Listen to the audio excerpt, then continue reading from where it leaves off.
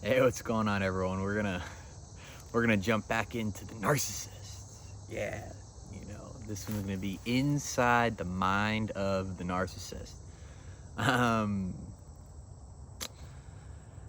you know, I've spent a lot of time around these types of people before, and I've done a lot of reflecting in my past, and there's a part of me that almost feels like I don't think I was a full-blown narcissist, before I really got into my spiritual journey, but I definitely had some narcissistic tendencies, and I realized that with just the with just like my past relationships when I was a lot younger. We're talking a decade ago at this point, before I really started to work on myself and have a spiritual journey and got into self-awareness. I guess that's a good segue into the first one. Um, Narcissists have next to no self-awareness. Just next to no self-awareness. It's impossible for them to look at themselves, to ask themselves those questions of, because I think most of the people on this page, right, I'm not really the type of YouTuber that wants to reach the collective majority of people. I want to reach the smaller portions of people that are truly going to get impacted by these videos and are on the path to change. The reason that they don't have any sense of self-awareness is because they don't look at themselves at all. When they grew up, they had traumatic childhoods for various reasons. Not loved enough, loved too much, or it's usually the former. Treated really badly, their needs weren't met, and they grew up with just a hell of a lot of shame, guilt, fear, insecurity, and instead of taking the time to work on it or projecting that out into the world like most of us insecure teenagers do, they developed this false sense of self that was completely dependent on exterior validation. They realized that manipulation works. I don't think a lot of people want to acknowledge the fact that all of us manipulate a little bit, and it's called being human. I think the key is to realize how you potentially manipulate people, so that you don't do it in relationships and torpedo them. It's kind of interesting.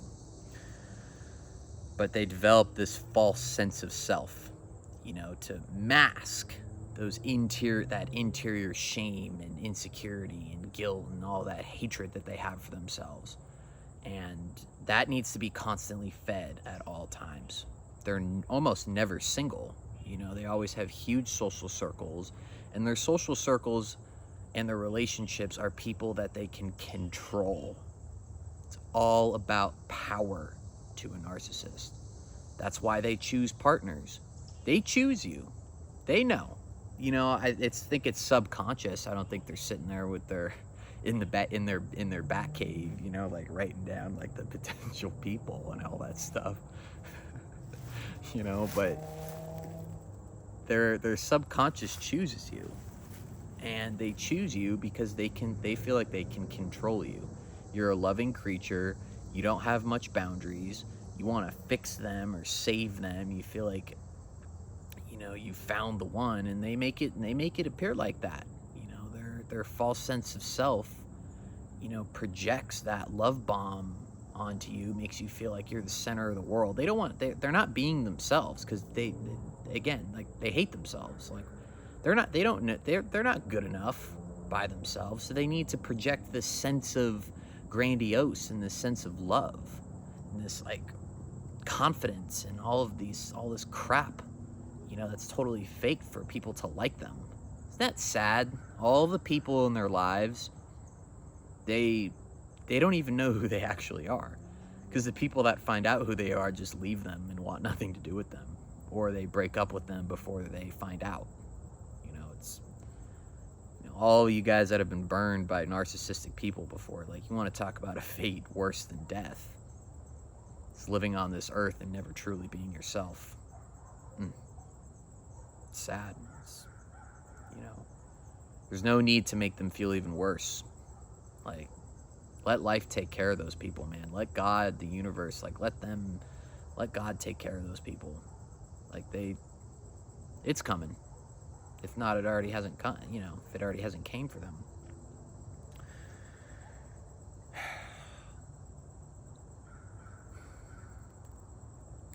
They'll use any means possible to gain that power and control over you. And they see absolutely nothing wrong with that.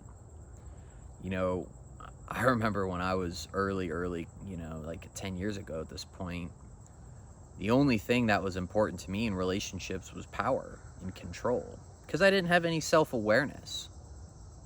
And again, I'm not saying I was a full-blown narcissist, but I was kind of a piece of shit. I mean, it's okay. I admit it. I've done a lot of work since then. I mean, it's, and it's, that's the only thing they care about, though. Once they start to lose that power over you, then, they'll use manipulation, whether it's a covert or an overt. The overt ones are usually more, outward with their power. They can kind of dominate you verbally, kind of use aggression to fit you into that little box. And the covert ones those are the real killers, man. They'll gaslight you to no end, make you question everything that you know. They can convince you that the sky is red, man. Yeah, I remember a really, really good friend of mine years ago,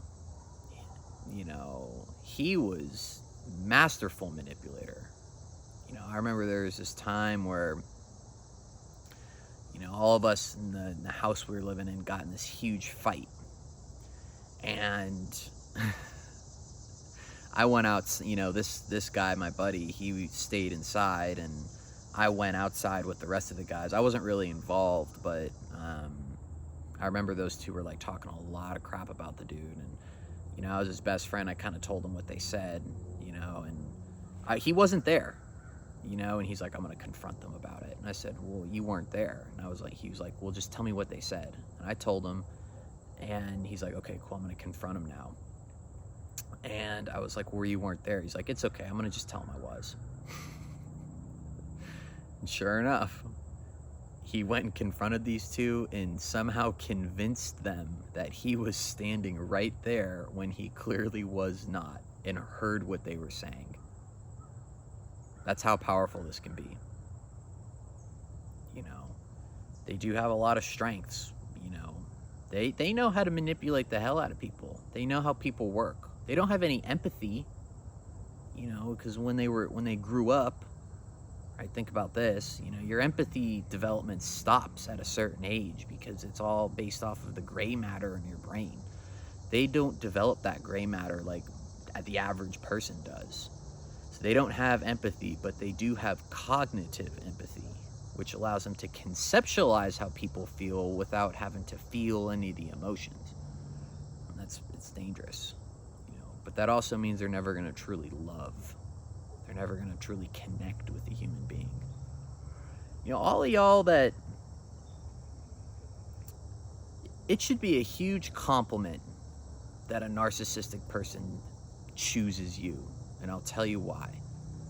It's contrary to popular belief that narcissists don't necessarily choose people inferior to them. They're only going to pick people that make them look better. People that have traits and qualities that they want and don't have, to try to steal it from you. But they realize at a certain point that they can't steal away your empathy and your compassion and your kindness. Like, that is a God-given gift. Don't ever waste that. Once they realize they can't have it, that's when the resentment builds up. After the love bombing phase, that's where the devaluation sets in. It's when they realize they can't have and get jealous of what you have. Don't ever... So take it as a huge compliment that a narcissist chose you. Yes, you need to own the fact that you weren't aware enough or strong enough to lead them, or to, recognize that was a narcissistic person. Because it's the only way to grow. It really is. We're all about owning our shit on this channel. It's the only way to grow. Own your part. Own your deficiencies. Own what makes you vulnerable. Own what makes you easily manipulated. Use that as a catalyst to change.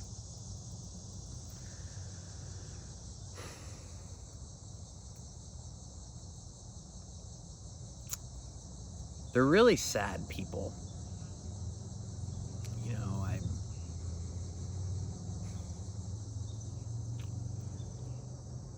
They don't like who they are. They don't like anything about their lives. The only time that they're happy is when other people are sad or when they're doing better than someone. I remember my last narcissistic relationship, which was my last one. Everything was really great in the beginning, right? Because she caught me at a point where I was just super insecure. I was on a really low point in life, and that's the type of people they love to catch, is those, where you're at your lowest or when you're just at your weakest. And sure enough, as life was going on, I was getting my confidence back. My career was starting to take off. Work was starting to get better. Everything was improving. I was having some health issues. They were starting to get better, and I started to challenge a lot of the things that she would say or do, and it never ceases to amaze me the reaction that I would get when I would do that, which was always just nothing. It would just be just absolutely nothing. There would be like it would be like the true self came out. It was kind of funny, like their facial reaction would be like, go from like, oh yeah, I'm about to win this, or I'm about to get him, or this comment or this argument, and then when he was proven wrong or it didn't work, she would just be like silence. They don't know how to react. Like they're very insecure people. They don't, like, come on now, like you honestly want to sit here and tell me that they're as confident and cool as they're projecting, and do you know how much energy that requires to do that? A lot. Imagine living your entire life needing to feed off of people. That's not freedom. That's not autonomy. That's like you're a robot that has a limited battery supply. Now, I guess one of the more important aspects, is how do you stop attracting those types of people? And I've gotten into this in other videos and stuff. Well, stop giving away your energy and your empathy and compassion and kindness and all the empathetic traits away so freely. People need to earn that. When you start filling your own cup first, start putting yourself first, you start loving that's where self-love and self-respect and self-empowerment comes in. Setting those boundaries. That's what I mean when I say choose yourself. If something's important to you or you don't like something, speak up and say it. And I understand that it's hard. I do. I've been there. I've done that. I know. Spent many years not trying to create waves, But is that being authentic? I don't think so. But when you start to do that, have those clear boundaries, and you start to balance that empathy and that compassion with that confidence, that strength, that self-assuredness, these types of people don't want anything to do with you. Like, you're just not even gonna interact, or you might on a superficial level, but as far as a relationship type of thing, it's just gonna be like this, like the magnet. Recognize that those trauma bonds, that's toxicity, and you play an equal part of that toxicity, right? A healthy relationship grows slowly. You're not rushing things. You don't need to talk to someone all the time, every day. They do. They need that narcissistic supply source, but you don't. Deal with that anxiety. Deal with it. Start to learn how to soothe your own anxiety, as opposed to like, I need to reach out to someone so I can get that validation source. And I'm not saying you need to be perfect at this either. Like I'm not saying that. I'm just saying to start to become aware of this stuff. Because that's where the true change and the true growth is going to take place. Like the universe is going to keep prescribing you the same lessons until you learn them. And you know what the hard and the shitty part is that they're going to just keep getting harder and harder and harder and harder, because you're going to learn. Like, so the universe is taking care of everything, and when you finally learn, you'll know. I promise you. You'll know. You'll leave that situation for the final time, hopefully in a different form, and you're going to be like, yep, I figured it out. I remember the moment where I figured it out. I was at the point with my anxious attachment style where I was completely aware of everything I was doing and what was making me anxious. So like I was still extremely anxious, but I wasn't acting it, if that makes sense. I knew, like, I just knew the behaviors of a normal of like a secure partner, but I was still anxious. So I had extreme amounts of awareness through it, but I was controlling my actions. But the anxiety was kind of taking over, and I was slipping. I was slipping, and I was about to start cracking. I was caving. The anxiety and the fear and all of this toxic relationship was taking over, and I felt like I was being consumed. And I remember I went to sit and meditate because it was so overwhelming. I couldn't focus on anything or think about anything. And I was sitting there for about 45 minutes, and then God showed me this. Then God showed me the realization that I needed. I was ready, and I finally understood what was holding me back, which was realizing this was just me. You don't need to be thinking of someone all the time. You don't need to have someone at the forefront of your mind all the time. It's like just because you're not thinking about them doesn't mean they're not there still. You can have balance in your life finally. And the anxiety comes from because you can feel that they're not thinking about you all the time, and you're thinking about them, and so you need more validation, and then you start to give, and that pushes someone away. But I remember it finally clicked for me. Like I had just burned through all of the karma and all of that lifetimes of crap I get. That soul contract was just cleared out finally. It was like a huge tumor was removed, and sure enough, the relationship ended shortly after that, and haven't looked back since. It was probably one of the toughest 2 or 3 month periods of my life, but I'm happy I went through it. But anyways, yeah.